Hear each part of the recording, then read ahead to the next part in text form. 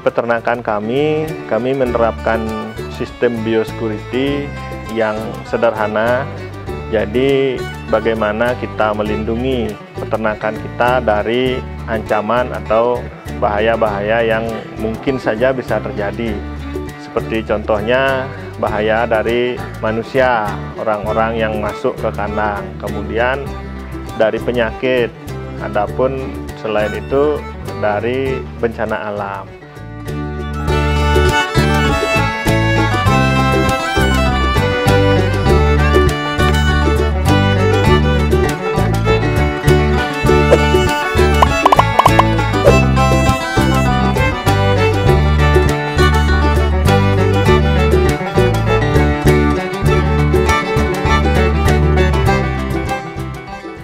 Nah, di peternakan kami, di depan sebelum kita masuk, kita harus melakukan cuci tangan, cuci kaki. Itu berfungsi untuk mengurangi kontaminan ataupun kuman yang dibawa oleh orang sebelum masuk ke kandang. Jadi, sebelum mereka masuk ke kandang, mereka mencuci kaki, bila perlu sepatu bootnya dicuci, tangan juga dicuci, setelah itu masuk ke dalam kandang. Nah, kandang ini juga kita lengkapi dengan pagar keliling untuk menghindari orang yang tidak berkepentingan masuk keluar masuk ke peternakan. Demikian juga hewan liar yang masuk ke peternakan itu yang kita khawatirkan membawa bibit-bibit penyakit. Nah, selain itu kita juga melakukan desinfektan seminggu sekali. Ketika wabah ataupun ada penyakit di sekitar dari kandang kita, biosecurity itu kita tingkatkan. Salah satunya dengan penyemprotan desinfektan yang awalnya seminggu sekali, kita bisa tingkatkan menjadi sehari sekali. Ketika wabah itu semakin membahayakan, semakin mendekat, kita bisa tingkatkan sehari 2 kali, pagi sore seperti itu.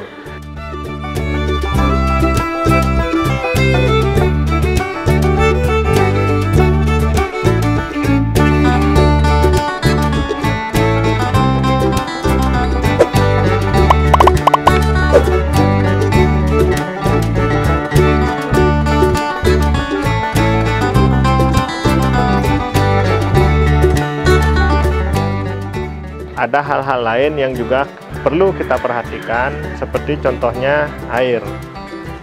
Air, banyak peternak yang berasumsi beternak itu dekat sungai, supaya bisa mengambil air di sungai untuk memandikan babinya, memberikan minum. Itu adalah opini yang menurut saya keliru. Karena ketika di hulu ada masalah, ada penyakit, tentu kita di hilir yang menyedot air sungai akan memindahkan penyakit itu dari sungai ke dalam kandang kita. Jadi sebaiknya air untuk peternakan kita adalah air yang bersih, kemudian air yang terjamin. Artinya dari segi kualitas, dari segi penyakit itu memang harus bebas dari penyakit. Boleh dengan air PDAM, boleh dengan air sumur. Jadi kita punya sumber air yang khusus untuk peternakan kita. Nah, air ini untuk minum juga kita siapkan untuk babi, tandonnya tidak dalam kondisi panas. Jadi usahakan tandon air minum itu berada di dalam ruangan. Untuk memandikan pun saya pikir sama. Jadi pada saat tandon berada di luar, tidak tertutup, kemudian kita menyedot air, kita mandikan, posisi air panas, si babi kita juga akan menjadi sakit. Itu juga perlu kita perhatikan.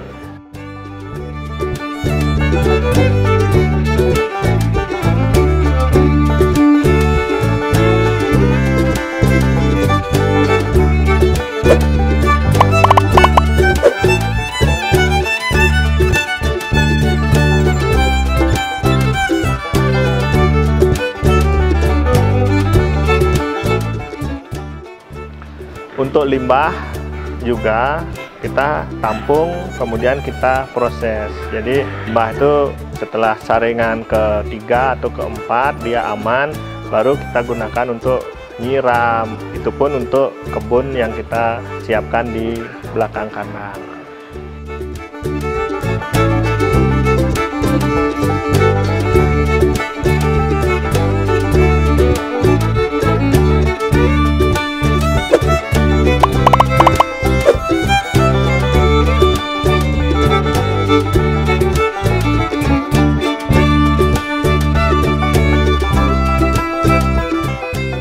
Biosecurity itu sebenarnya ringan, simple, tetapi prinsip-prinsip apa yang boleh kita lakukan, apa yang tidak boleh kita lakukan, itu yang harus kita paham. Contoh lain, peralatan kandang. Kita punya peternakan, punya alat-alat yang ada di kandang, baik itu ember, baik itu cangkul, ataupun peralatan yang lain. Itu tidak boleh kita pinjamkan ke peternakan tetangga ataupun ke peternakan lain. Khusus alat itu untuk di peternakan kita sendiri. Ketika kita meminjamkan alat ke peternakan lain, itu sudah memindahkan penyakit dari tempat kita ke tempat orang lain. Begitu juga dari tempat orang lain ke kandang kita. Itu yang harus kita hindari.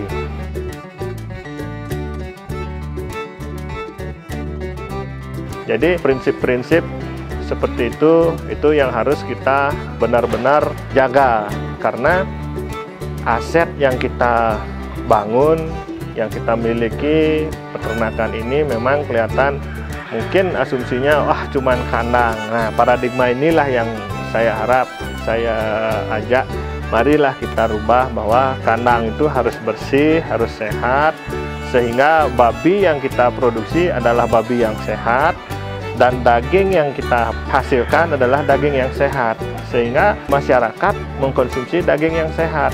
Dengan demikian, masyarakat mengkonsumsi daging yang sehat, harapannya masyarakat menjadi sehat, seperti itu. Jadi jangan berpikir babi dibiarkan di kandang yang kotor, makanannya nggak terjamin, seperti itu, sehingga babi yang kita makan, babi yang kurang sehat. Bagaimana kita yang mengkonsumsi mau sehat dengan babi seperti itu, gitu.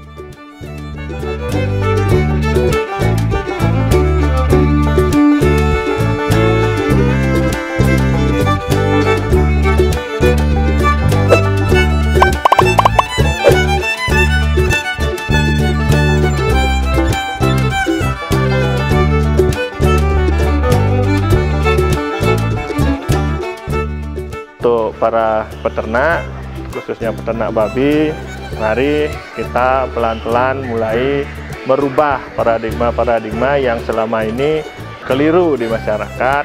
Mari kita berubah ke arah yang lebih baik.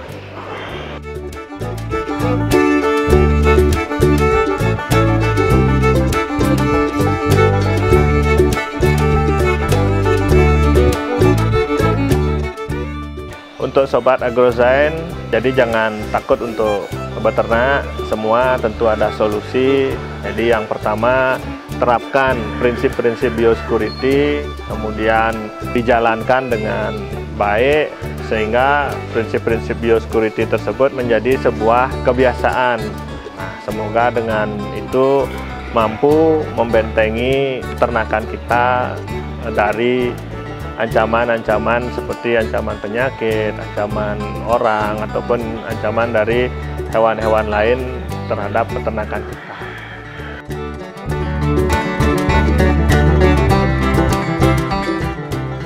Baik, sahabat Agrozain, jangan lupa like, subscribe, dan komen di akun YouTube Agrozain. Terima kasih.